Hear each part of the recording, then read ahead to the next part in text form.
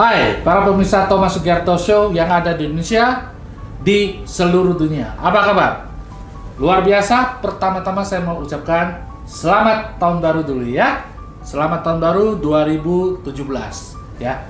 Hari ini kita masuk ke episode yang ke-32, di mana kita kedatangan seorang yang luar biasa yang akan sharing kepada Anda bagaimana sih beliau memulai dari nol, melewati fase believing, learning, action, dan sukses besar hari ini, dan akan sukses luar biasa lagi di masa depan.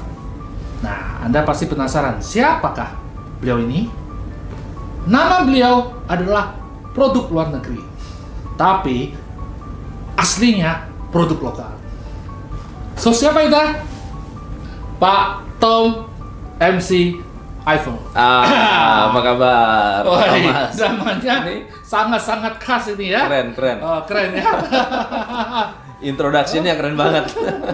Beliau ini satu orang yang sangat luar biasa di Indonesia di bidang coaching ya. Nah, Pak, belakangan ini sibuknya di bidang apa, Pak? Sekarang masih coaching banyak, masih melatih coaching. business owner, melatih para CEO, eksekutif di bidang manufacturing, lembaga keuangan, dan beberapa bidang jasa. Oke, Pak.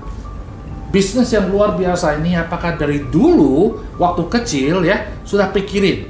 Nah, bisa nggak sharing kepada kita pemirsa sehingga kita tahu nih masa kecilnya Pak Tom itu seperti apa ya? Lalu waktu SMP seperti apa, SMA seperti apa, waktu kuliah seperti apa, dan kapan ketemu ibu, ya, ya, dan akhirnya putuskan buat mau jadi seorang entrepreneur.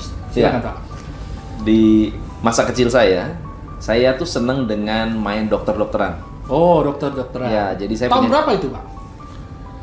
Saya lahir tahun 72. 72. Umur sekitar 5 tahun, 6 tahun itu. Hobi saya ada dua. Hobi saya gambar pakai papan tulis ya, menggambar, melukis ya, tapi bukan melukis yang pakai kuas atau cat air, tapi saya lebih suka pakai pensil, sketching gitu ya. Dan saya senang dengan dokter. Oh, jadi saya senang melihat profesi dokter.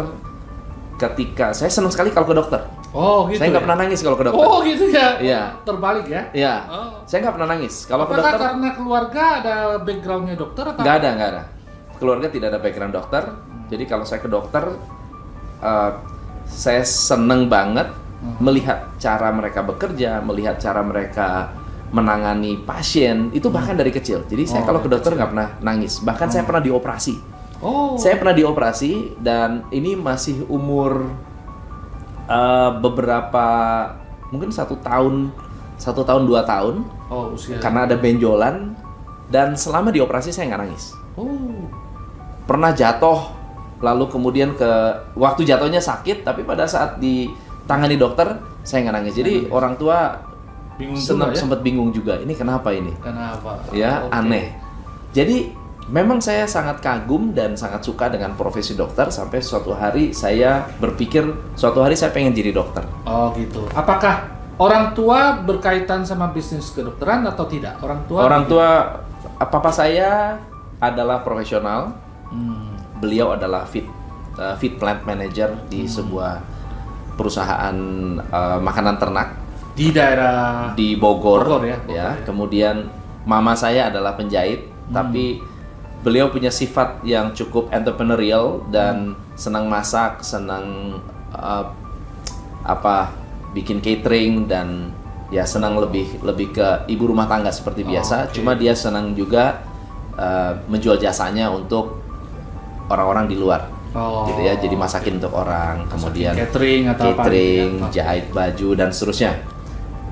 Mereka nggak ada kaitannya dengan dunia kedokteran. Lalu pada saat saya SD, saya senang dengan sesuatu yang sifatnya bertumbuh. Sesuatu yang semua yang bertumbuh saya suka. Kayak biologis gitu ya. Biologi ya. Bedah-bedah kodok. Ya, kemudian nanam kacang. Di rumah itu saya punya halaman kecil sekali, dan di situ ada banyak tanaman, mulai dari bunga mawar, kacang-kacangan, sampai dengan jambu biji. Dan itu semua saya ambil sendiri. Jadi saya potong, ada beberapa yang saya datang ke kebun Om. Saya bilang, Om, ini jambunya enak nih. Boleh nggak saya stek? Jadi saya waktu itu belajar waktu gitu. SD kan ada tuh pekerjaan tangan, pekerjaan rumah atau diajarkan ini stek gitu ya. Jadi saya nyetek sendiri, kemudian dibungkus, diikat sampai dia tumbuh akar, lalu saya potong, saya pasang di rumah. Segala sesuatu yang bertumbuh saya suka. Kalau SMA? SMA adalah masa bandel-bandelnya saya. Di SMA saya pernah terancam tidak naik kelas. Oh iya? Ya, jadi kelas 1 lumayan, kelas 2 parah banget. Nah, kelas 3 saya bisa turn around. Bisa turn around. Lalu masuk kuliahnya di daerah mana, Pak? Saya kuliah di Jakarta di Jalan Juanda. Di situ ada satu tempat namanya St. Mary's College. Terkenalnya itu lembaga atau sekolahnya sekretaris. Iya. Saya tadi lagi mikir ya. Ini kan St. Mary kan saya kok bisa masuk ke situ? Banyaknya sekretaris. Cuma mereka punya semacam divisi atau tempat untuk jurusan yang fokusnya adalah airline business. Jadi saya ngambil airlines business. Kalau orang tanya, kamu sekolah di mana? Oh, St. Mary's. Wah, banyak ceweknya ya. Dan itu benar, banyak ceweknya. Oh gitu. Apakah ketemu ibu juga di situ? Nah, kebetulan waktu itu masih blow on. Jadi nggak mikirin soal cewek. Apa tuh? Saya mikirnya sekolah hanya gitu ya. Sekolah saya mau kerja. Kenapa waktu itu bisa pikir masuk ke airline business? Nah, jadi waktu SMA, mama saya bilang begini, Tom, mama nggak bisa nyekolahin kamu terlalu jauh dan terlalu tinggi. Jadi kamu harus cari sekolah yang bisa membuat kamu bisa langsung kerja. Setelah bekerja, kamu mau ngapain terserah. Jadi saya waktu itu punya satu filosofi seperti ini. Saya punya pikiran seperti ini. Saya mau kerja secepat-cepatnya. Saya mau cari uang secepat-cepatnya supaya saya bisa memilih sekolah manapun yang saya mau, belajar dimanapun yang saya mau, dan belajar apapun yang saya suka. Jadi sekolah itu atau kuliah itu hanya gateway buat saya dapat pekerjaan. Dan memang kekuatan goal itu luar biasa, kekuatan mimpi itu luar biasa. Sebelum lulus saya sudah dapat tawaran dari banyak tempat dan saya sudah bekerja bahkan sebelum terima sertifikat. Jadi waktu mahasiswa udah mulai kerja mahasiswa saya masih sekolah, saya sudah bekerja dan diizinkan untuk bisa bekerja meskipun saya masih sekolah. Itu di mana, Pak? Terakhir waktu setelah lulus masuk kerja di daerah mana, Pak? Nah, saya pertama kali bekerja ya karena memang masih belum ada pengalaman. Saya bekerja di dunia penerbangan, salah satu penerbangan nasional Indonesia. Waktu itu dapat 2 tawaran, mau masuk sebagai handling di perusahaan swasta atau mau bekerja di perusahaan nasional. Kalau sekarang BUMN gitu ya. Saya berpikir, saya masuk yang nasional aja lah, gitu ya, karena saya berpikir dulu kalau orang tua bilang supaya bisa dapat pensiun. Gitu ya. Tapi saya berpikirnya bukan supaya dapat pensiun. Karena di perusahaan nasional mereka bisa memberikan pendidikan yang banyak. Jadi kesempatan untuk belajar itu tinggi sekali. Walaupun gajinya kecil sekali. Di perusahaan swasta. Di perusahaan yang nasional nih. Nasional ini. Ini ya di airlines ini. Nah, saya bekerja di airport selama beberapa bulan, 6 bulan sampai hampir 1 tahun, lalu saya pindah ke Bogor. Pindah ke Bogor. Kemudian saya bekerja sekitar 5 tahun di perusahaan yang sama. Perusahaan yang sama. Kemudian saya 5 tahun bekerja di sana sampai saya berpikir ini waktunya untuk mengaplikasikan ilmu saya ke tempat di mana saya lebih dibutuhkan. Jadi saya pindah ke travel kecil waktu itu. Masih sangat-sangat kecil, nggak kedengeran.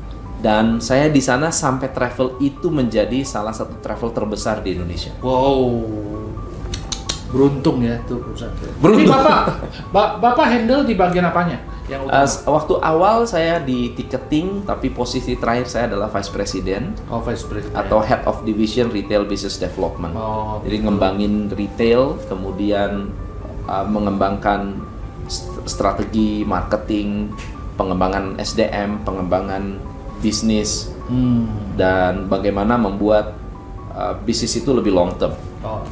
Selama waktu kerja di situ ada sesuatu yang unik nggak Pak? Atau ada hal-hal masalah yang Bapak tangani dan mempunyai kesan yang luar biasa? Kalau di airlines itu ya kita harus ngurusin. Kalau saya di airlines waktu masih di kita sebutnya greeting service ya, kerjanya itu greeting orang dan mengarahkan orang. Ya banyak hal yang saya lakukan sih, tapi yang paling berkesan adalah saya paling sering ngurusin orang sakit sebetulnya. Gitu. Ya. Kalau yang waktu yang terakhir? Yang terakhir saya yang paling berkesan adalah saat kena krisis moneter. Krisis moneter. Jadi tahun 98 saya bekerja di sana. Pas saya masuk kantor itu lewatin Grogol, Trisakti, dan saat penembakan Trisakti itu saya ada di situ. Di situ. Dan di momen itu saya mulai berpikir juga bahwa ternyata bisnis itu sangat rentan.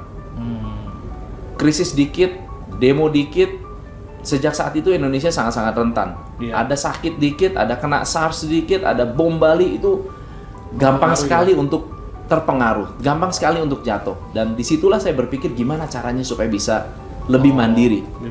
Nah, apa yang paling berkesan di waktu itu Pak?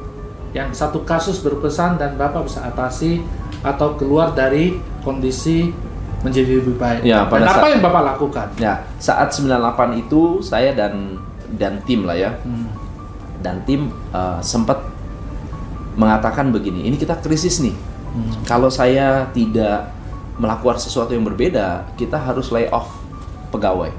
Ya, karyawan harus di lay off semua, harus dikurangi. Lalu saat itu si bos saya waktu itu panggil saya, lalu kemudian dia katakan begini, kita nggak bisa mengurangi pegawai, itu bukan policy kita.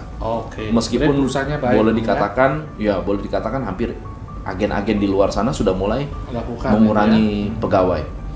Kita harus melakukan sesuatu yang berbeda. Justru pada saat Krismon kita melakukan marketing besar-besaran.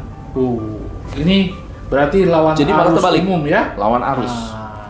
Di situ kita melakukan satu terobosan. Karena waktu itu yang namanya travel itu identik dengan jalan-jalan ke luar negeri dengan tour.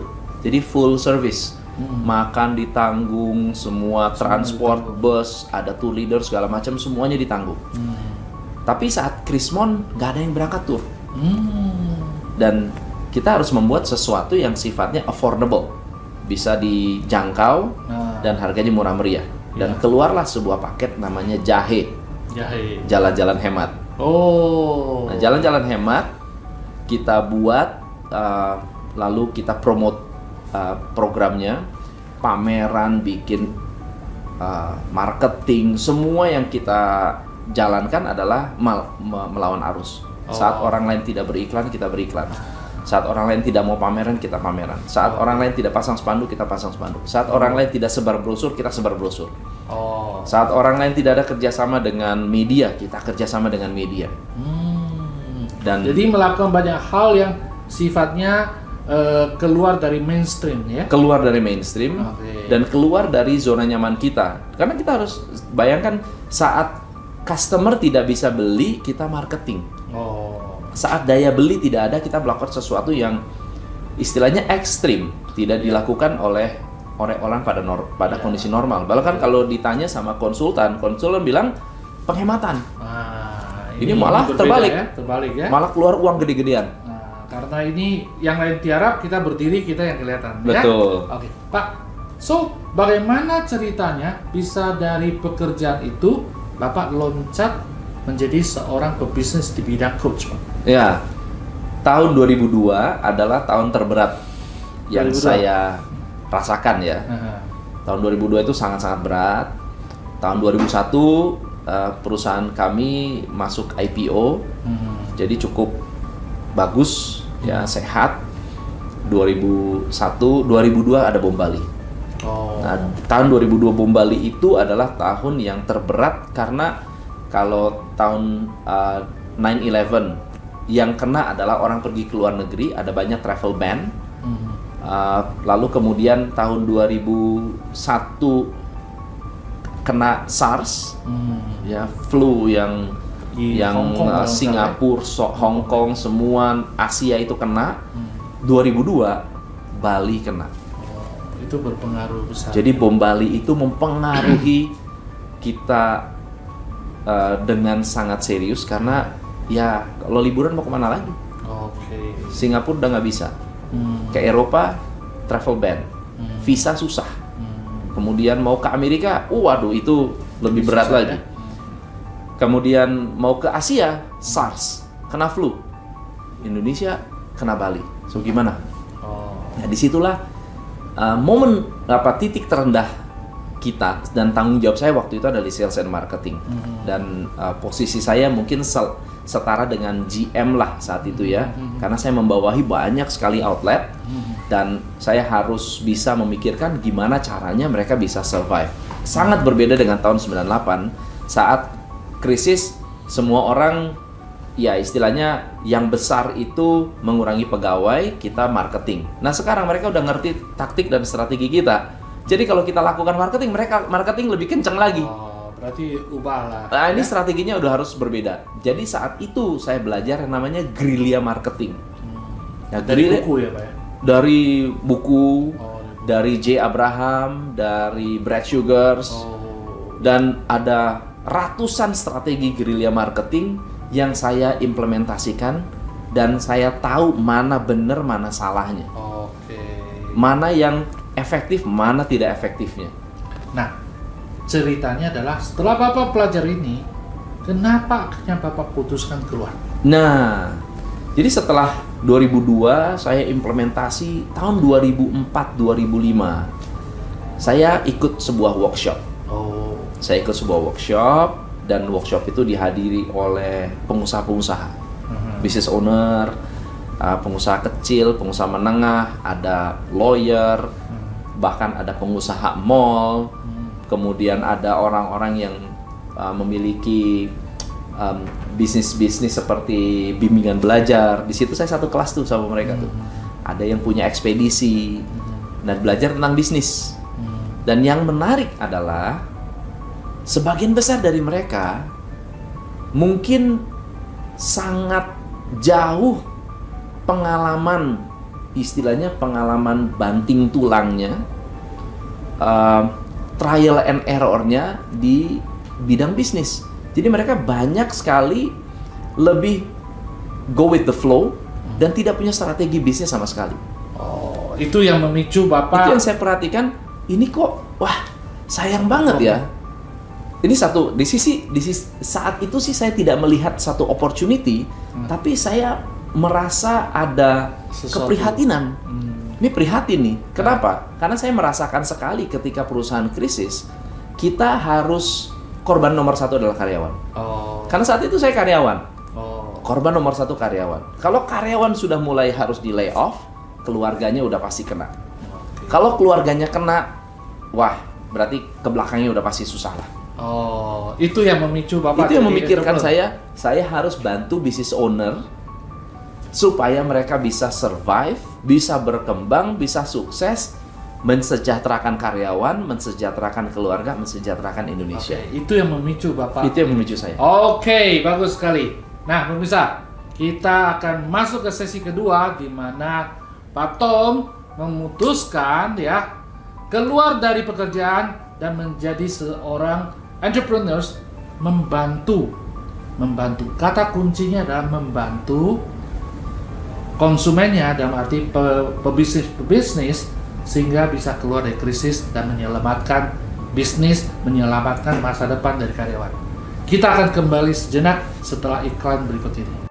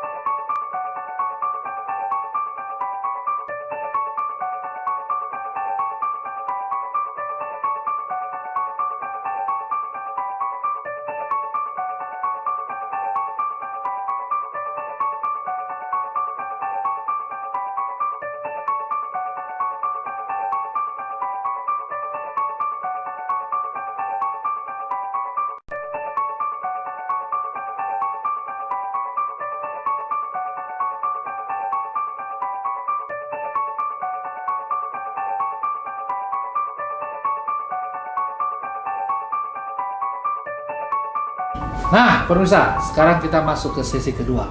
Ya, tadi lihat Pak Tom membuat satu keputusan ketika dia ikut sebuah seminar. Ini bisa dibilang adalah sebuah yang namanya turning point, di mana merubah cara berpikir. Oke, I have to do something dengan melihat ada peluang-peluang yang ada. Ya, nah, Pak Tom, ceritanya, apakah gara-gara seminar itu Bapak membuat keputusan?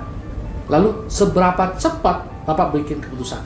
Ya, apakah waktu itu bagaimana dukungan? Apa udah menikah belum? Dukungan keluarga bagaimana? Ya. Oke, silakan Pak. Ini cukup menarik karena waktu itu tahun 2004, saya ingat 2004-2005 lah. Saya ikut workshop itu, lalu kemudian saya bilang kayaknya saya harus ambil keputusan ini. Lalu saya mulai tanya-tanya lah, gimana sih caranya saya bisa menjadi seorang business coach. Begitu ya. Padahal waktu itu belum banyak ya. Belum tren kan? Belum ada. Tapi karena saya sudah baca bukunya Brad Sugars, jadi saya udah ngerti itu. Ada tuh dunia bisnis coach. Ada tuh profesi ini gitu ya. Dan akhirnya saya mulai ngobrol-ngobrol lah dengan teman-teman yang ada di dunia bisnis coaching yang membawa ke Indonesia, dan itu adalah timnya Brad Sugars. Waktu itu saya bilang, gimana sih caranya supaya saya bisa jadi coach? Oh ya bisa, kamu harus investasi, kamu harus disekolahkan lagi, harus ikut pendidikan, harus di training selama 3 bulan, selama 1 tahun kamu harus belajar, dan seterusnya lah. Oke, biayanya berapa? Biayanya mahal banget. Jadi saya pikir saya nabung 10 tahun aja kayaknya nggak akan cukup. Ya? Nabung 10 tahun nggak cukup dengan penghasilan saya waktu itu, dengan income saya saat itu kayaknya nggak memungkinkan. Saat itu masih kerja? Masih kerja. Tapi kemudian tahun 2006 saya katakan it's time. Saya udah harus masuk ke dalam alam saya bilang saya udah harus jalan. Gimana caranya? Saya minta dukungan orang tua. Saya bilang, "Mah, saya mau keluar nih." Dari mana? Dari perusahaan. Hah? Kamu gila? Kaget ya? Dengan posisi segini, dengan fasilitas begitu, apapun, ditanggung semuanya, udah enak. Ngapain kamu keluar? Kamu nih orang gila apa? Gitu ya? Saya bilang, saya punya visi yang lebih gede lagi. Saya bilang, saya punya cita-cita yang lebih besar. Saya ingin bantu banyak pengusaha. Kamu tahu apa bantuin pengusaha? Gitu. Ya saya tahu banyak lah. Saya bilang, saya mengalami krisis berkali-kali dan saya terbukti melewati krisis itu selalu bisa ngelewatin krisis. Pengalaman saya di sana, dan menurut saya hidup saya penuh dengan krisis, dan selalu lewat dari krisis itu dengan dan siap untuk setiap kali mengelima krisis, setiap kali ngalamin krisis selalu keluar jadi pemenang baru gitu. Selalu menang sesuatu yang orang lain mungkin pikir ini krisis, tapi saya keluar dengan sesuatu yang luar biasa. Dan akhirnya mama bilang, ya udah oke, apa yang mau dibantu? Saya bilang, saya perlu uang, saya perlu dana. Berapa uangnya? Saya sebut nominalnya. Gede amat, bayarnya pakai apa? Dia bilang gitu. Akhirnya mama bilang, ya udah deh, saya percaya kamu karena selama ini kamu nggak pernah ngecewain. Ya udah, akhirnya saya menggadaikan rumah orang tua. Oke, nih pemirsa ya. Jadi bayangin ya, beliau mempunyai satu visi keyakinan bahwa ini loh jalan yang harus saya lalui. Dan sesuatu yang baik di depan umumnya tidak ada yang gratis. Harus ada satu keberanian untuk investasi. Apakah itu duit, waktu, pikiran, usaha, bahkan perasaan. Tapi karena Pak Tom yakin dengan apa yang dia mau lakukan, bukan cuma dia taklukkan diri sendiri untuk ambil keputusan, dia juga bisa taklukkan kepada orang tua dan minta bantuan orang tua untuk lakukan ini sampai gadaikan rumah. Ya, tapi karena Pak Tom percaya bahwa beliau bisa, ya, sehingga lakukan itu. Oke, next. Apa yang terjadi setelah gadaikan itu? Perasaannya gimana? Cari dong ke bank kemana, lihat ini penghasilannya nggak cukup, begini, sampai ada satu ketika ketemu dengan sebuah bank dan di refer oleh orang bank yang nolak saya, gitu kan. Dan itu juga sebetulnya yang men-trigger saya untuk punya lembaga keuangan. Nantinya ya. Kita simpan dulu. Jadi saya ditolak. Nggak bisa, ini tidak bankable. Mohon maaf, ini nggak bisa. Wah, ini asetnya begini. Wah, rumahnya gangnya terlalu kecil, jalannya terlalu sempit, kita nggak bisa. Waduh, gimana ya? Sampai akhirnya dia bilang ini, Pak, saya ada referensi kan Bapak ke bank ini dan satu bank dan bank lain, dan saya mendapatkan referensi ke bank NISP. Ini saya sebut brandnya karena menurut saya dia sangat berjasa. Oh iya ya. Dan sampai dengan hari ini saya adalah nasabah NISP yang sangat-sangat loyal. Lalu kemudian pas saya ke cabangnya, dan bukan cabang di pusat, pas ke cabangnya, ketemu dengan salah satu saudara saya. Saudara saya,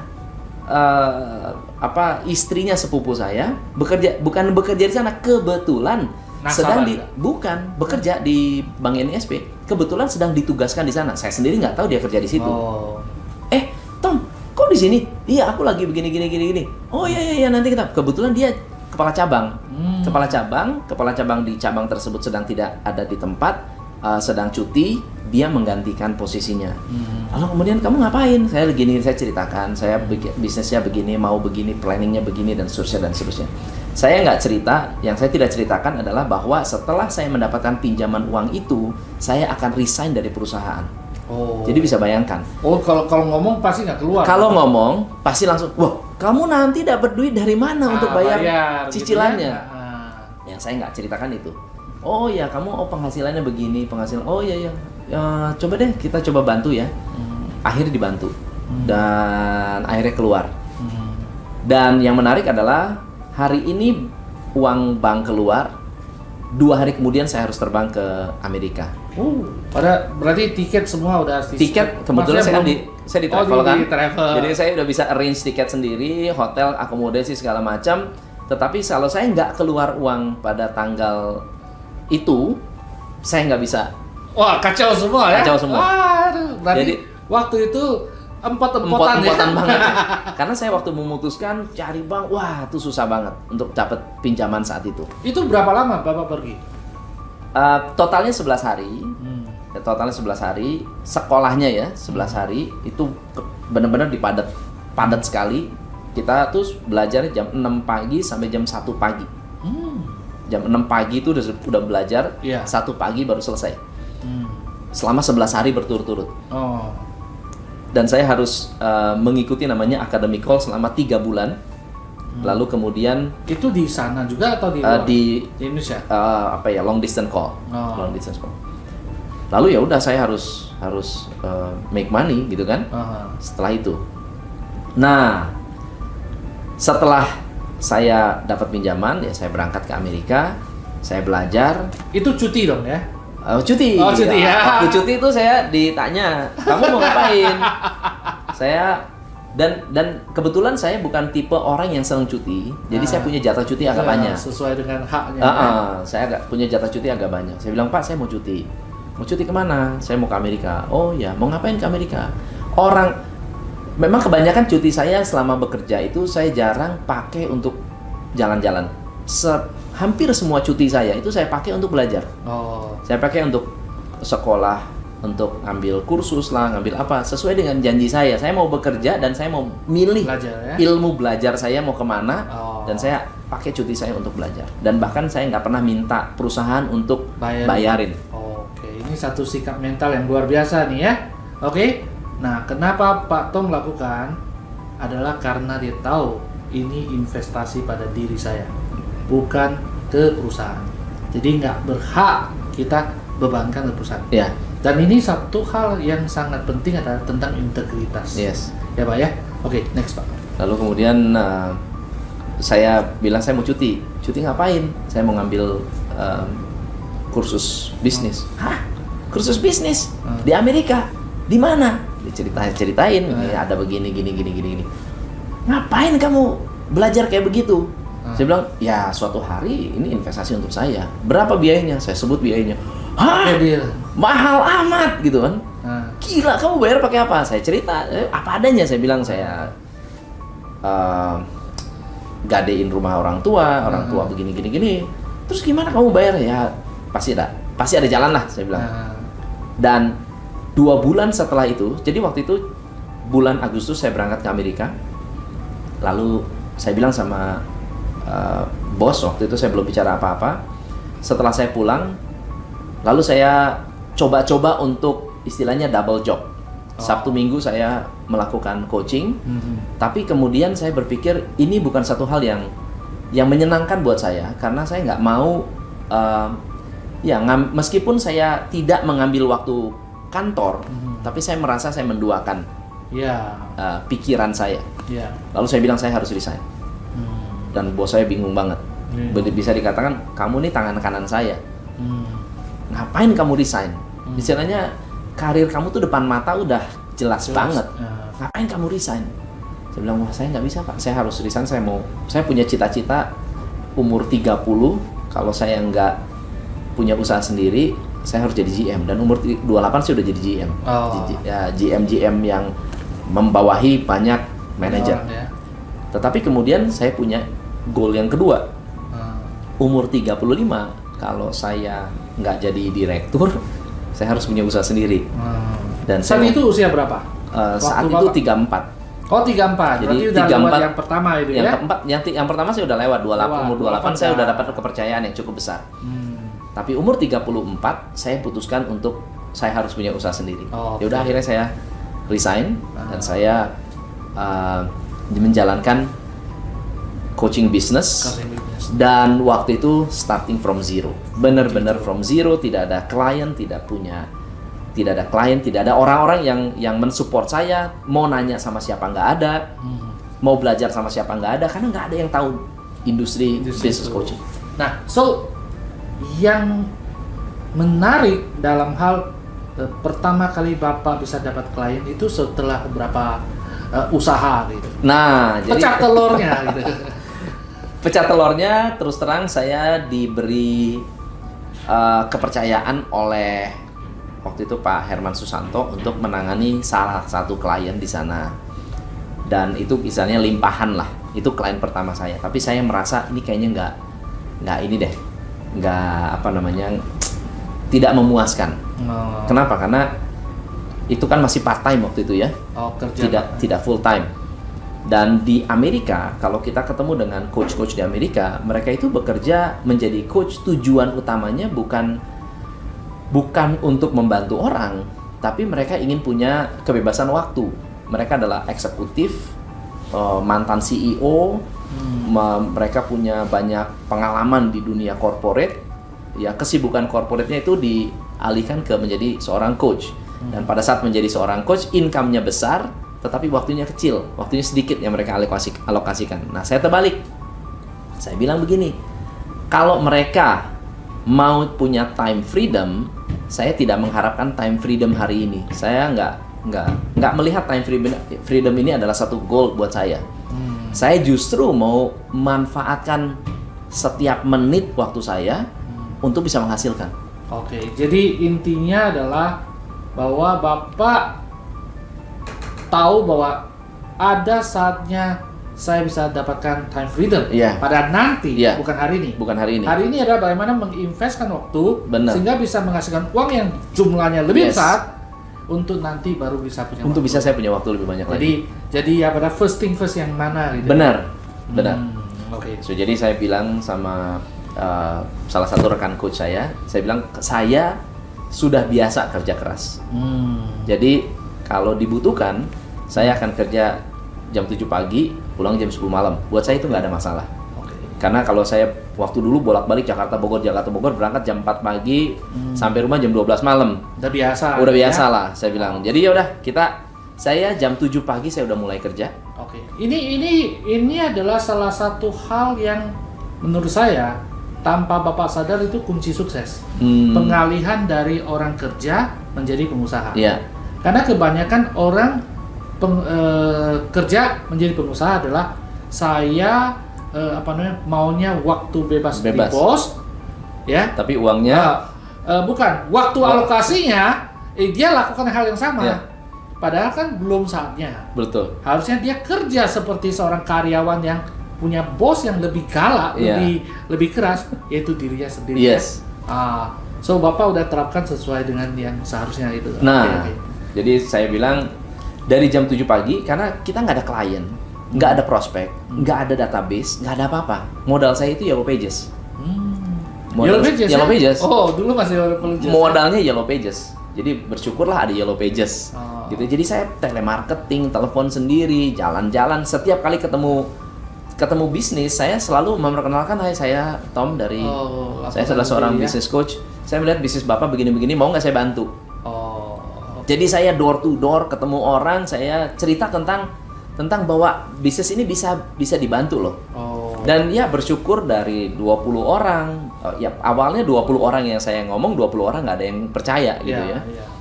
Dari 30 orang yang saya ngomong, paling satu percaya, satu mau ngobrol, satu mau kenal, mau tahu lebih jauh, dan akhirnya ya bisa jadi klien. Itu awal-awalnya. Nah, di masa-masa itu kan kadang-kadang orang kan bisa menjadi bawa perasaan gitu ya. Kok saya dulu duduk, bos datang, pintu dibukain, tiba-tiba sekarang saya harus ngemis. Mobil disupirin. Nah, bagaimana Bapak atasi perasaan itu? Ya, memang ada muncul ya? Mungkin agak sedikit berbeda karena saya nggak melihat privilege itu adalah privilege-nya saya, itu privilege-nya kantor, jabatan saya. Hari ini saya menjadi pengusaha, saya punya impian yang berbeda, goal yang berbeda, tujuan yang berbeda. So, impian lebih besar membuat Bapak ibaratnya menderita ini jadi nggak ada arti lah ya. Gitu yang menarik adalah saya nggak melihat itu sebagai suatu penderitaan. Justru saya melihat itu adalah sebuah proses yang menyenangkan gitu. Ketemu business owner ngelihat bisnisnya berantakan itu happy banget saya. Ini bisnis hancur nih. Waduh, bahagia banget lihatnya. Berarti banyak banget yang bisa diimprove. Nah ini cara pandang yang berbeda gitu ya.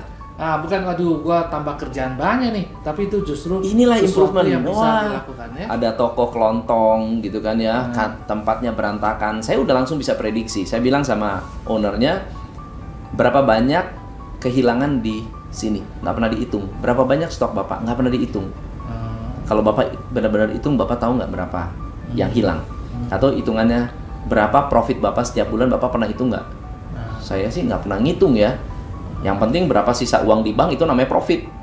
Nah loh, kadang-kadang. Jadi ini kata kuncinya ya. Jadi kata kunci untuk kepada orang sehingga men-trigger dia, rugi banget. Jadi gimana Tom? Gimana bisa bantu nggak? Itu ya kata gimana bisa bantu nggak? Akhirnya ya kita mulai membantu pengusaha kecil, bahkan ada beberapa yang awalnya saya gratisin.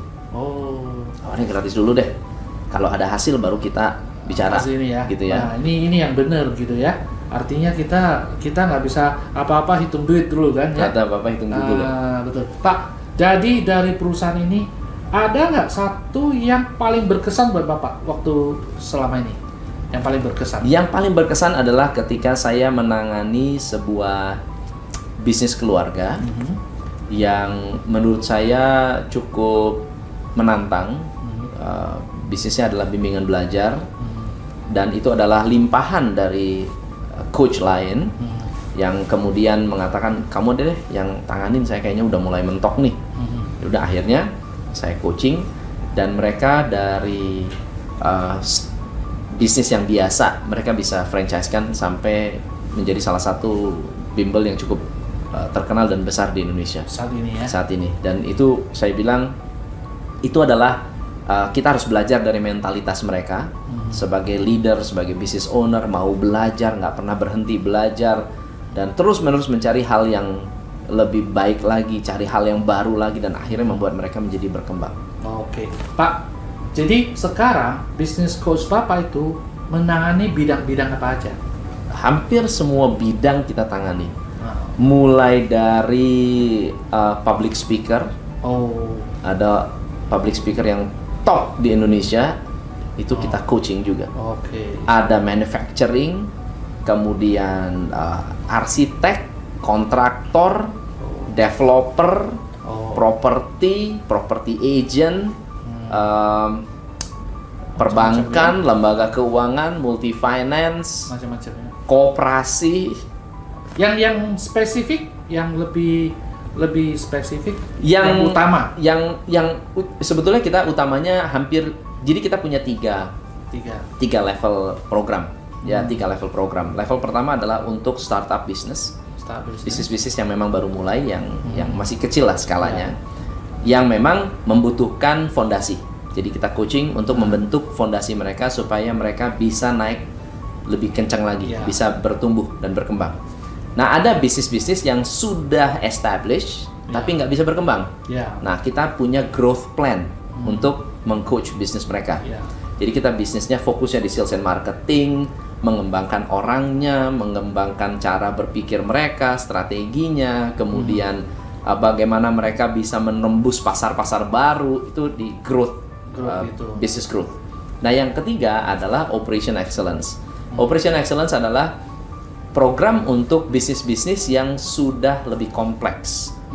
Farmasi, pabrik obat, kemudian bank, logistik company, ya logistik yang mendistribute produk-produknya seperti misalnya McDonald atau fast food seperti itu kan chain yang sangat-sangat besar sekali. Supply chainnya gimana caranya supaya tidak terlambat dan seterusnya. Nah, kita punya tools untuk membantu bisnis owner mengatasi. Nah, kalau begitu, pemirsa kalau mau tahu lebih detail tentang bisnis coach itu bisa lihat ke website atau apa? Jadi kita ada 2 website. Kalau ingin tahu lebih lanjut mengenai bisnis kita secara umum, ada di topcoachindonesia.com. Nah, Anda lihat ya di bawah ini ya. topcoachindonesia.com atau tommcifle.com. Nah, di topcoachindonesia.com Anda bisa melihat secara keseluruhan range services kita, mulai dari coaching, sertifikasi sampai dengan pendampingan. Di tommcifle.com Anda bisa melihat banyak sekali workshop yang kita adakan untuk bisa membantu business owner mengatasi permasalahan-permasalahan di bisnisnya dengan teknik yang sangat simple dan sangat-sangat sederhana. Oke, luar biasa ya. Nih, kita akan masuk bincang-bincang yang lebih dalam lagi tentang bisnis beliau ya di di sesi berikutnya. Oke, sangat-sangat menarik ya. Nah, kita akan kembali di sesi ketiga setelah iklan berikut ini. Hai, saya Tom McCifle. Hari ini adalah hari yang berbahagia karena hari ini Top Coach Indonesia mendapatkan penghargaan Muri karena menerbitkan majalah bisnis The Business Coach pertama di Indonesia. Dan majalah ini saya persembahkan untuk Indonesia, saya persembahkan untuk para pengusaha di luar sana, dan untuk mendukung cita-cita saya menciptakan 1 juta miliarder di Indonesia.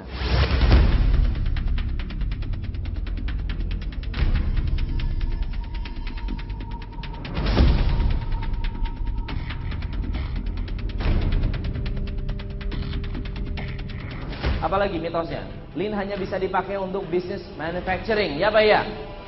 Yes. Tapi kenyataannya, Anda akan melihat bisnis yang non-manufacturing menggunakan Lean dan sangat-sangat sukses. Everything in your organization that you're doing, am I adding value? If you're not adding value, don't do it. Ada orang bilang, garbage in, garbage out. Betul nggak? No. Garbage in, garbage stay. Thing has a place, and it should be in its place. Nowhere. That is final. Karena Poka-Yoke adalah tools untuk membuat zero defect.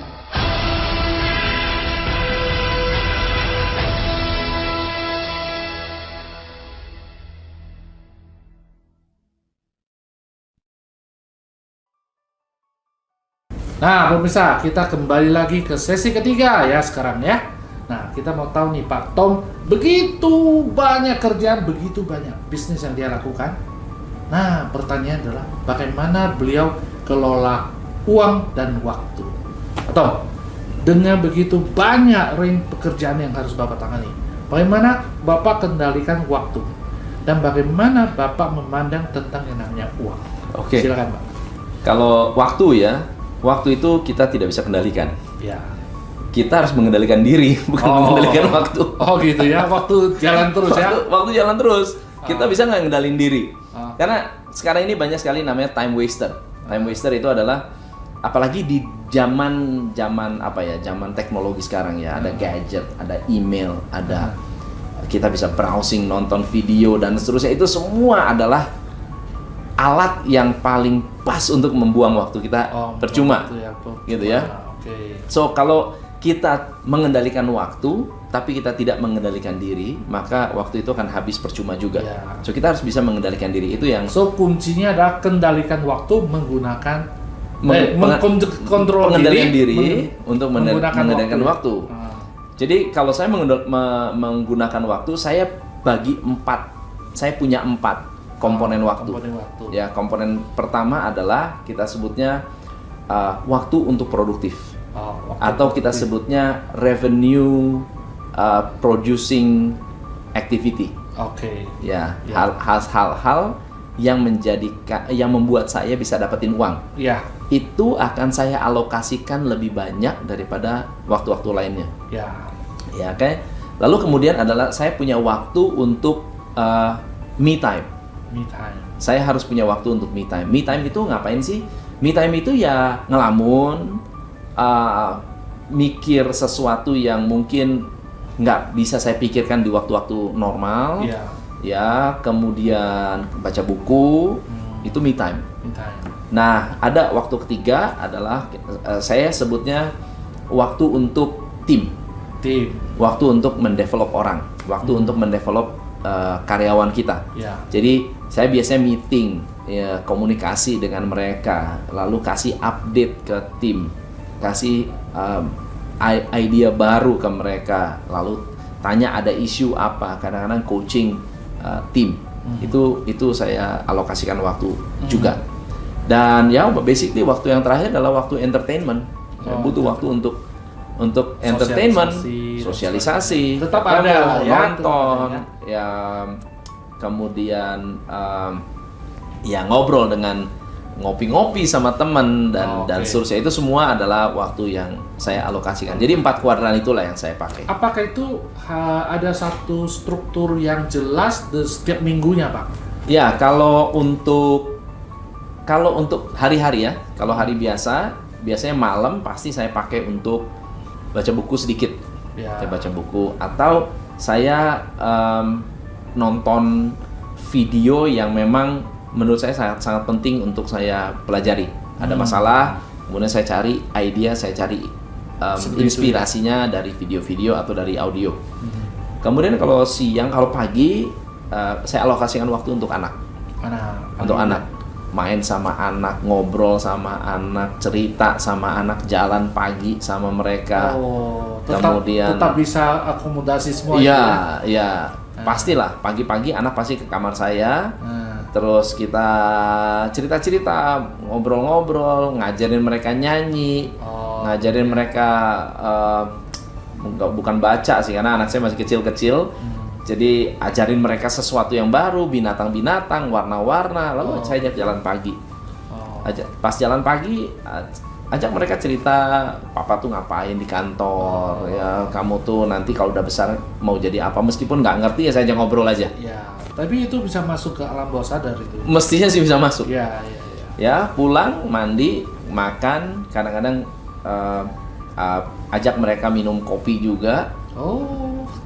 Ajak mereka ngopi di luar. Biasa gitu ya. Lalu kemudian saya kerja. Saya kerja. Nah, biasanya kerja saya pasti ikut briefing pagi dengan tim. Setiap hari kita ada briefing pagi. Lalu kemudian saya mulai coaching. Nah, kalau udah mulai coaching, udah saya nggak bisa diganggu tuh. Udah nggak bisa diganggu. Telepon pun susah dihubungi. Kalaupun telepon ya silahkan di SMS. Tapi saya akan reply setelah selesai coaching. Nah, setelah itu ya sore ketemu anak-anak lagi, tanya hari-harinya mereka seperti apa, makan malam bareng-bareng. Ya kadang-kadang nemenin mereka istirahat, tidur gitu. Nah, baru saya kerja lagi. Maksudnya bukan kerja. Ini adalah sesuatu yang sangat diinginkan banyak orang. Tapi belum sempat. Gitu ya. Bapak udah dapatkan satu karunia Tuhan yang luar biasa. Thank you. Banyak teman-teman udah berangkat pagi-pagi, pulang malam-malam, nggak ada waktu kayak gitu. Nah, pandangan Bapak tentang uang bagaimana? Nah, uang itu adalah uang ini punya dua dua cara pandang. Yang pertama adalah uang nggak bisa dikejar.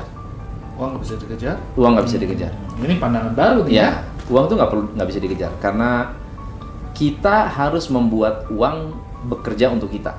Itu yang penting. Kalau persepsi ini kita ngejar uang, orang yang ngejar uang akan selalu merasa miskin. Jadi makin dikejar, kita makin merasa miskin, makin merasa kekurangan. Kita harus merasa cukup, maka uang itu akan tertarik ngikut kita. Merasa cukup dulu. Wah, ini filosofi tinggi nih. Filosofi tinggi. Jelaskan lebih detail nih supaya pemirsa memahami. Jadi misalnya gini ya. Contoh, Pak. Contoh ya. Saya tidak bisa berubah dengan saya punya banyak uang. Banyak orang berpikir kalau saya ngejar uang, saya bisa tambah kaya, saya bisa tambah dermawan, saya bisa tambah sayang istri, sayang anak. Itu kan banyak persepsinya seperti itu. Tapi sebetulnya uang tidak bisa mengubah apa-apa, hanya memunculkan keaslian kita. Jadi kalau kita adalah orang yang ketakutan atau takut kehilangan, makin banyak uang makin takut kehilangan. Kalau kita nggak sayang istri, makin banyak uang makin nggak sayang istri. Kalau kita waktu nggak punya uang, itu ketutup tuh. Tapi begitu ada uang, kelihatan aslinya. Jadi misalnya kalau saya orangnya pelit, makin banyak uang makin pelit. Gitu ya? Makin banyak uang makin pelit. Karena harus ada dasarnya. Benih itulah yang kita sebutnya di-magnify oleh uang. Uang itu memagnify diri kita yang sesungguhnya. Nah, bahkan kata kaya itu sendiri, banyak orang berpikir kaya itu selalu judulnya adalah uang. Ya, kalau menurut saya kaya itu adalah segala sesuatu yang tidak bisa ditukar dengan uang. Kalau nggak bisa ditukar dengan uang, itu kekayaan. Kalau kita punya ya? Ya.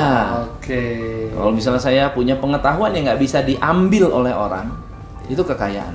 Tapi intinya adalah gimana pun uang tidak terlalu bagaimana susah definisi lah ya. Tapi kalau perlu nangis, lebih baik nangis di BMW daripada di bajai gitu kan. Nah, itu yang pertama ya. Jadi uang itu tidak bisa dikejar. Nah, tapi yang kedua, uang adalah sebuah indikator. Jadi kalau ditanya, kamu spiritualnya bagus atau enggak? Bisa jadi indikatornya bukan berapa sering kita ke gereja, tapi seberapa banyak kita bisa mengumpulkan uang. Berapa banyak uang bisa terkumpul? Berapa banyak kita bisa mencetak uang? Kenapa? Karena uang itu butuh pengendali yang hebat. Kalau kita nggak bisa mengendalikan uang, kita bisa terjerumus karena uang. Jadi kalau orang yang nggak pinter, nggak bisa punya uang banyak. Kalau orang yang tidak spiritual, nggak bisa punya uang banyak. Kalau orang itu tidak baik hatinya, nggak bisa punya uang banyak. Bahaya gitu. Nggak bisa punya uang banyak. Kalau orang itu tidak memiliki tidak memiliki hati nurani yang baik, nggak bisa punya uang banyak. Malah bahaya ya? Malah berbahaya. Jadi uang itu sebuah indikator bahwa orang itu memiliki sesuatu yang lengkap yang ada di balik uang itu sendiri. Hari ini saya dapatkan pencerahan. Ya, tentang uang. Perlu dinonton ulang untuk benar-benar memahami yang dimaksud oleh Pak Tom ya. Ini satu filosofi yang sangat tinggi. Nah, Pak, selama ini bagaimana Bapak memimpin tim, membentuk tim dan delegasi? Ya, di kantor kita tidak ada tugas, hanya ada tanggung jawab. Jadi mereka boleh mengerjakan tugas atau pekerjaan yang mereka anggap necessary untuk menjalankan tanggung jawabnya mereka. So saya memberikan kepercayaan, memberikan tanggung jawab penuh kepada mereka untuk mencapai goal yang kita sudah tetapkan bersama-sama, dan saya memberikan full support untuk bisa membuat mereka bisa bekerja dengan bebas. Nah, ini termasuk juga kepada associate, termasuk associate.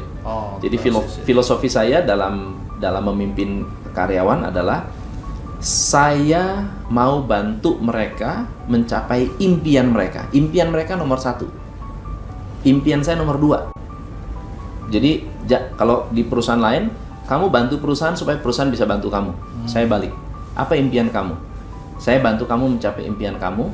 Karena kalau impian kamu tercapai, kamu nggak akan sungkan-sungkan membantu saya untuk mencapai impian-impian saya. Oh, ini konsepnya adalah the more you give, the more you will be received, gitu ya? Iya. Oke, luar biasa, Pak. Selain kesibukan di bisnis ini, apalagi kegiatan Bapak yang lain? Saya dengar-dengar Bapak juga ada tulis buku atau Ya, saya nulis buku, nulis artikel, nulis bikin video-video. Oh, gitu ya. Kemudian saya banyak juga sharing di televisi gitu ya. Oh, televisi ya. Kemudian saya juga ada beberapa kegiatan komunitas. Kita ada namanya TCI Business Community, yaitu Top Watch Indonesia Business Community. Kita kumpul-kumpul pengusaha untuk belajar bisnis, dan itu basically free of charge ya, tidak di. Berapa lama sekali itu, Pak? Tergantung dari organizernya ya. Kalau mereka tahun 2012, 2013, 2014 itu setiap 2 minggu sekali mereka kumpul di kantor kita.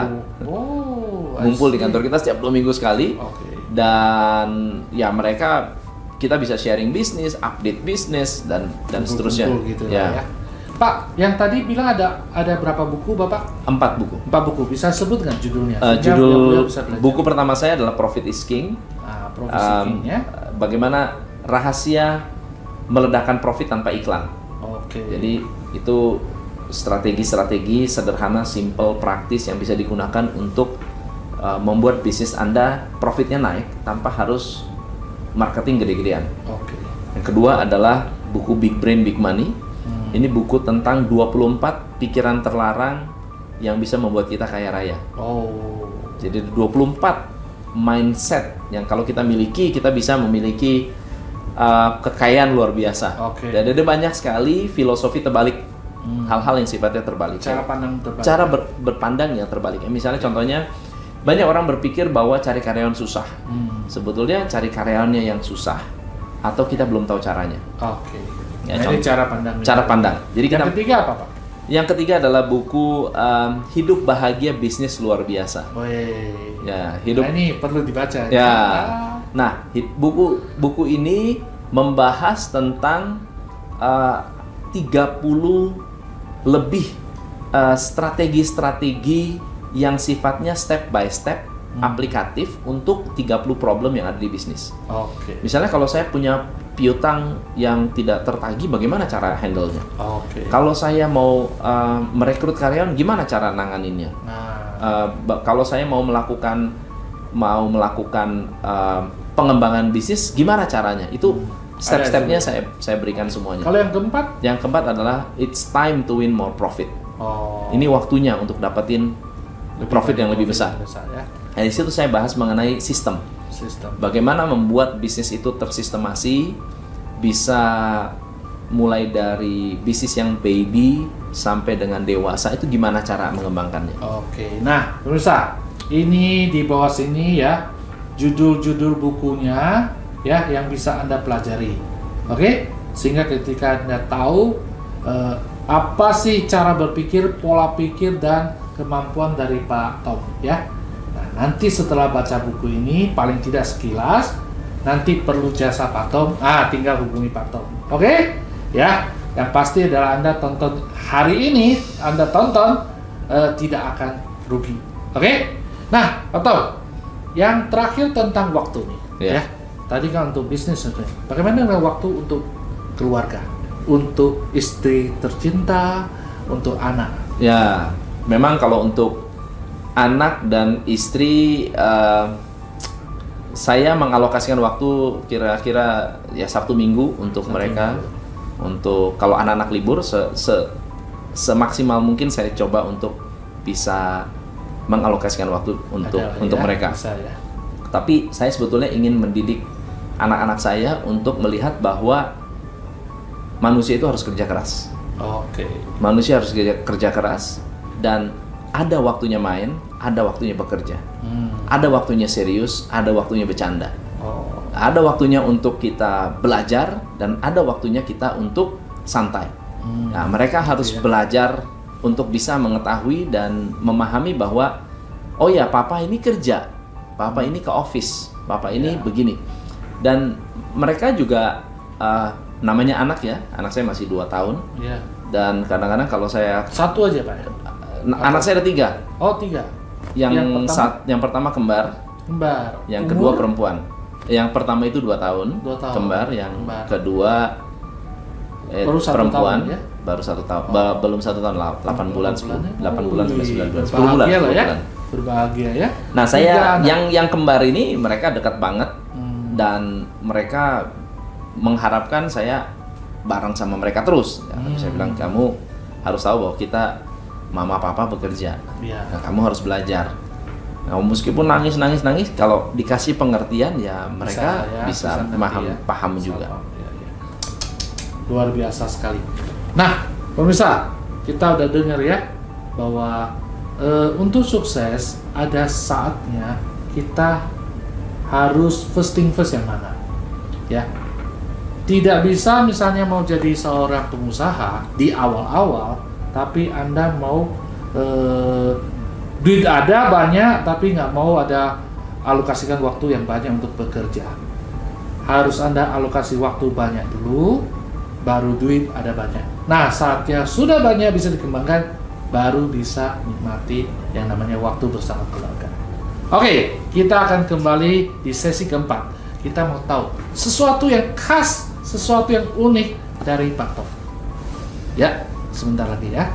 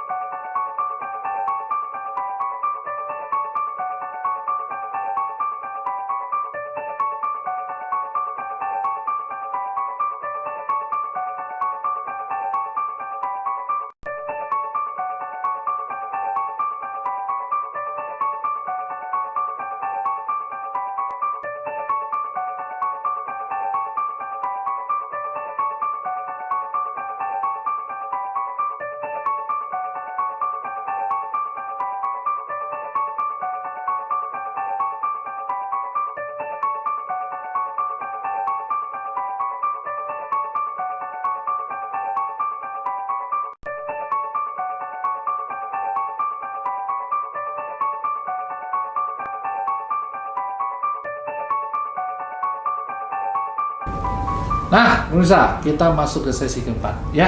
Ini sesi kita tahu nih sebuah keunikan dari Pak Tom kita, Pak.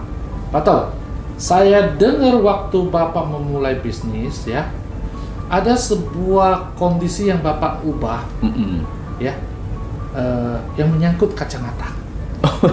Boleh nggak cerita itu? Nah, ini cerita lucu ya. Ini lucu. cerita lucu karena pada saat pertama kali saya mulai menjadi seorang business coach. Umur saya masih sangat, menurut saya masih ya muda-muda banget, enggak, umur 30-an. Jadi wajah saya ini kelihatannya baby face.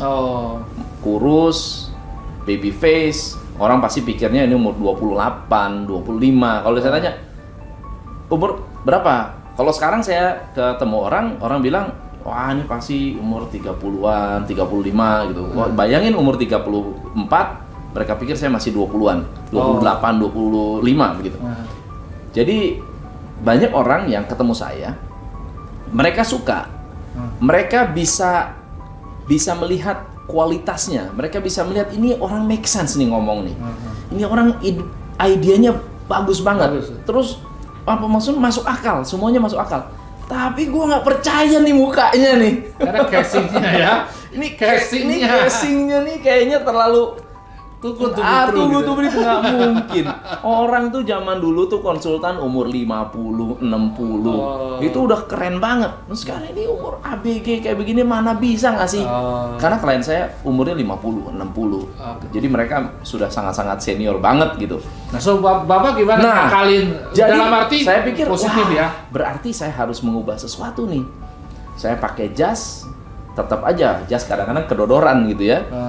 Kalau saya pakai kumis nggak cocok, jadi saya pakai kacamata. Meskipun waktu itu saya matanya masih belum minus, nggak minus nggak plus, pakai kacamata. Gitu Jadi ya? cerita kacamata itu gara-gara saya harus menampilkan diri seperti seorang yang tua, expert, pengalaman, dan mature, kelihatan tua dikit, gitu. Jadi harus ada sesuatu yang orang mau percayalah nih udah tua, matanya udah rusak. Kelihatannya bisa ini bener mata rusak gitu ya, nih, ini masih bener harus. ya, banyak baca gitu ya. Akhirnya saya pakai kacamata meskipun saya belum minus, dan akhirnya ya udah pas saya udah benar-benar minus, ya saya udah terbiasa dengan pakai kacamata. Aduh, luar biasa lucunya. Pak, ada nggak, saya dengar nih, Bapak sering-sering dimanapun ya, bawa gadget, baca sesuatu. Apa sih yang Bapak baca? Apakah itu memang berita atau apa? Ini ciri khas, jadi kemana-mana saya bawa sesuatu. Ini dia. Ini isinya nggak ada musik, nggak ada game, yang ada hanya audiobook dan video-video. Jadi isinya adalah knowledge dan sumber daya yang bisa saya gunakan untuk saya belajar. Jadi setiap kali ada waktu luang, nunggu di airport, nunggu di bus, nunggu di taksi, itu saya akan nonton video atau dengar audiobook. Ini ya. Ini kunci sukses beliau ya. Jadi bisa tangani begitu banyak bisnis, beragam masalah, itu bukan karena dari sononya tiba-tiba ala kadabra ya, gitu ya, tapi ada karena belajar. Ya. Nah, ini luar biasa, Kalau dalam keseharian ada hal-hal yang tidak update di sini, karena ini kan ilmunya ilmu lama nih. Ya. Jadi saya belajar dengan YouTube. Saya belajar dari YouTube untuk hal-hal yang sifatnya jauh lebih update tentang teknologi, tentang internet marketing, tentang bagaimana cara mengembangkan, bagaimana kita lebih ekspansif di dunia digital begitu ya. Itu saya belajar dari yang lebih update, anak-anak muda jauh lebih update, dan banyak sekali YouTubers anak-anak muda, dan mereka bisa belajar memberikan dari kita berbagai kalangan ya. Pak, apa rencana Bapak 5 tahun ke depan, 10 tahun ke depan, Pak? Karena ini kan di dunia digital kan ya. Nah, 5-10 tahun ke depan. Kalau 5 tahun ke depan, saya melihat bahwa kalau rencana saya di bisnis sendiri, di coaching bisnis sendiri adalah kita kan mengembangkan lebih banyak associate coach. Dan perbedaan dari Top Coach Indonesia dengan mungkin bisnis coaching lainnya adalah kami mensertify orang untuk memiliki business tools. Jadi seperti Lean Manufacturing, Six Sigma, TRIS, kemudian Malcolm Baldrige. Kita mensertify coaches kita untuk bisa memiliki atau menjalankan sebuah tools, sehingga, dan itu adalah world class tools. Tools yang sudah tidak dipertanyakan lagi. Bukan pengalaman saya.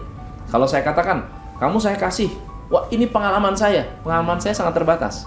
Ya umur saya baru sekarang 44, 45 lah. Dan kehebatan saya hanya dibatasi itu.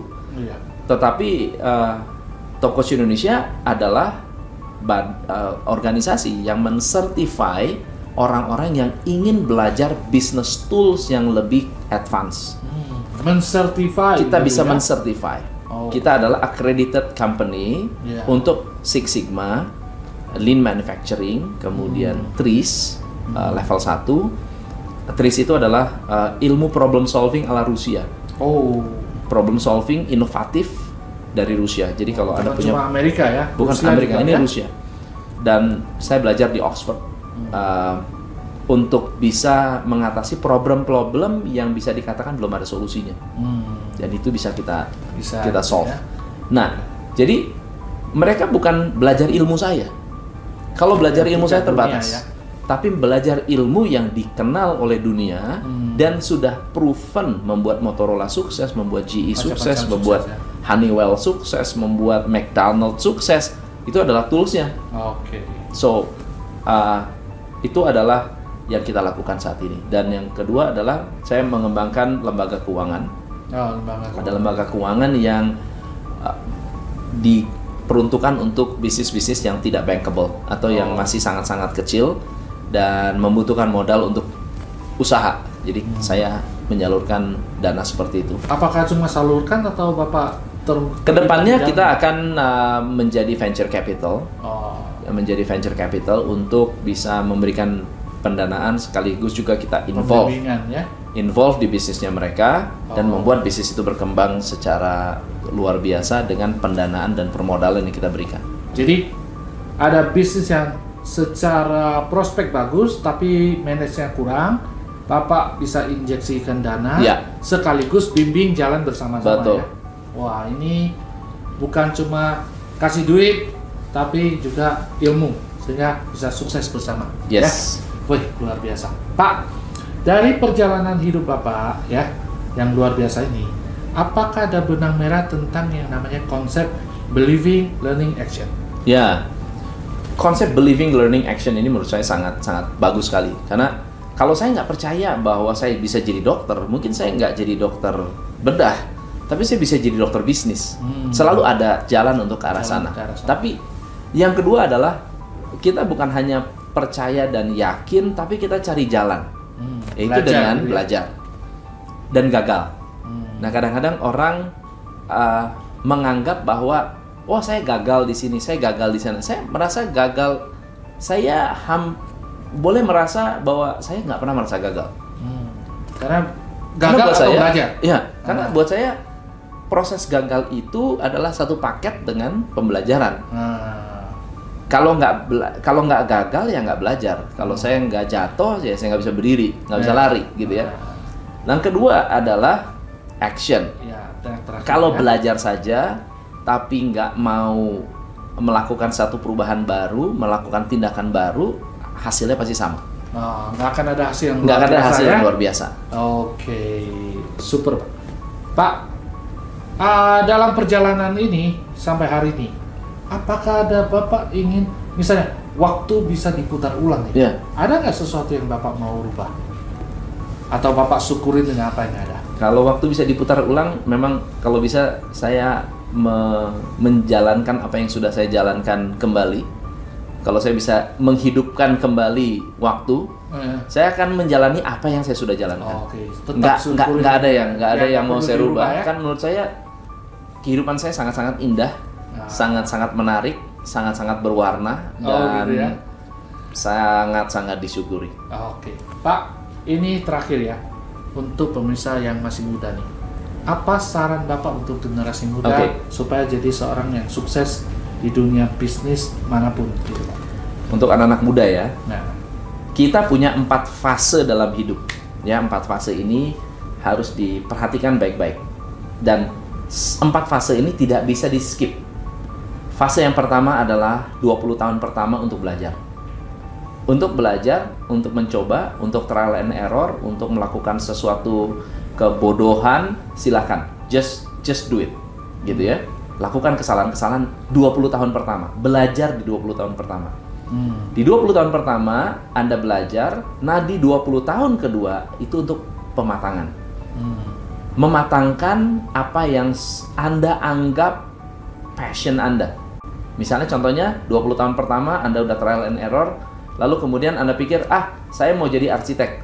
Nah, Anda punya waktu 20 tahun untuk betul-betul membuat diri Anda menjadi arsitek yang hebat. Mematangkan diri Anda menjadi orang yang benar-benar direspek di dunia arsitek.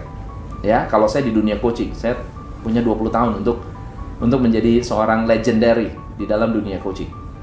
Nah, setelah di 20 tahun ini boleh nggak kita cari uang? Silahkan. Tetapi di 20 tahun ini goalnya bukan uang, tetapi untuk membuat Anda menjadi master. Ya. Setelah 20 tahun lewat, Anda punya 10 tahun untuk mengumpulkan uang. Jadi, disitulah Anda akan dihargai sebagai orang yang master, orang yang hebat, orang yang luar biasa. Jadi kalau 20 tahun pertama tambah 20 tahun, Anda punya umur 40 tahun. Di umur 40 tahun Anda harus sukses. Anda harus hebat, Anda harus dihargai, Anda harus dikenal. Anda harus dipandang sebagai seorang expert. Orang ketemu Anda harus merasa bangga ketemu Anda gitu ya. Nah, selama 10 tahun Anda kumpulkan uang. Nah, 10 tahun berikutnya yaitu 50 sampai 60, Anda harus melakukan yang namanya pembentukan generasi penerus. Atau Anda harus membuat yang namanya sesuatu yang ditinggalkan, bikin warisan. Warisan itu bisa banyak hal. Bisa gedung Anda wariskan, Anda bisa nulis buku, Anda bisa membuat model, Anda bisa membuat konsep, Anda bisa membuat cara berpikir dan lain-lain sebagainya. So 20 tahun pertama untuk belajar, 20 tahun kedua untuk membuat diri Anda lebih matang, 10 tahun untuk cari uang, 10 tahun untuk menciptakan generasi penerus. Yang menjadi masalah adalah kalau Anda tidak menggunakan waktu 20 tahun untuk belajar, maka umur 20 sampai 40 adalah waktu belajar Anda. Terbalik gitu. Terbalik. Ya? Maksudnya istilahnya harus bayar harganya ya. Harus bayar. Nah, kalau 40 sampai 60 Anda belajar, berarti di umur 60 Anda baru bisa cari duit, nyari uang, ya mematangkan diri Anda lagi, cari uang yang lebih. Dan bahkan ada banyak orang yang bilang, wah ini kayak baru punya uang umur 80 tahun. Kenapa? Karena 20 tahun pertama tidak dimanfaatkan. Ya. Sip. Luar biasa sekali. Nah pemirsa, kita akhiri sesi ini ya. Juga akhiri episode yang ke-32 ya. Tapi banyak pembelajaran yang kita dapat hari ini ya.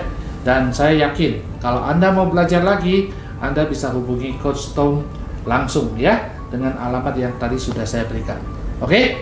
Nah, hari ini terima kasih Coach Tom ya. Mas. Banyak ilmu yang didapat, banyak inspirasi yang didapat ya. Saya yakin Anda bisa lihat ya, sukses tidak tergantung pada lahir di mana, keluarga di mana, pendidikan, suku, siapapun bisa sukses. Asal percaya, mau belajar, dan take action hingga sukses.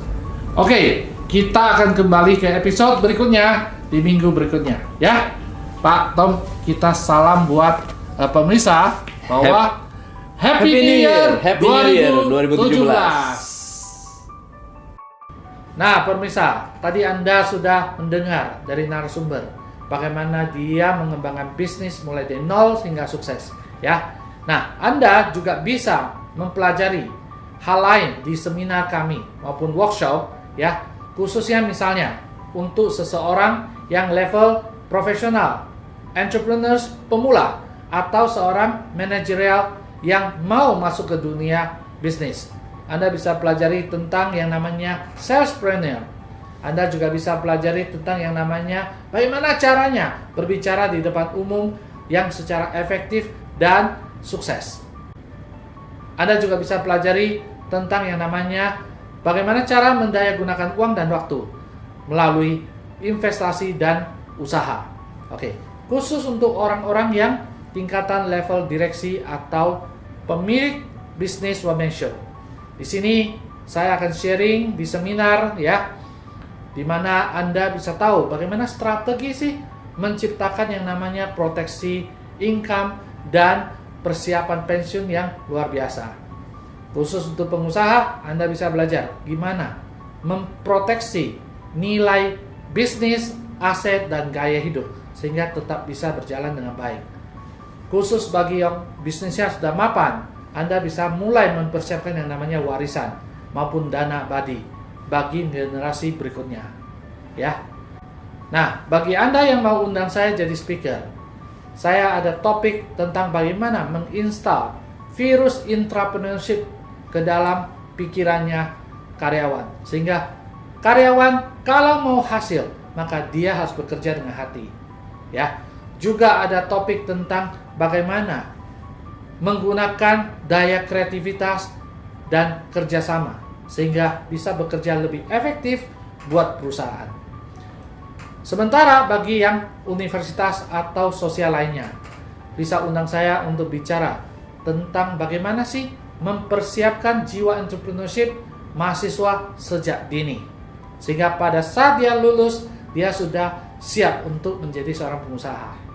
Atau, apa sih bedanya seorang wirausaha maupun seorang profesional? Apa plus minusnya? Anda juga bisa undang saya untuk bicara di universitas atau kegiatan sosial lainnya. Ini adalah rangkaian seminar atau workshop yang saya adakan offline di luar dari webinar. Oke, so itulah serangkaian seminar yang mungkin bisa Anda pelajari lebih lanjut. Nah, teman-teman, inilah serangkaian talkshow kita hari ini. Nah, tunggu talkshow kita berikutnya, Thomas Sugiarto Show, dengan narasumber yang luar biasa juga di minggu berikutnya. Sampai ketemu di minggu depan.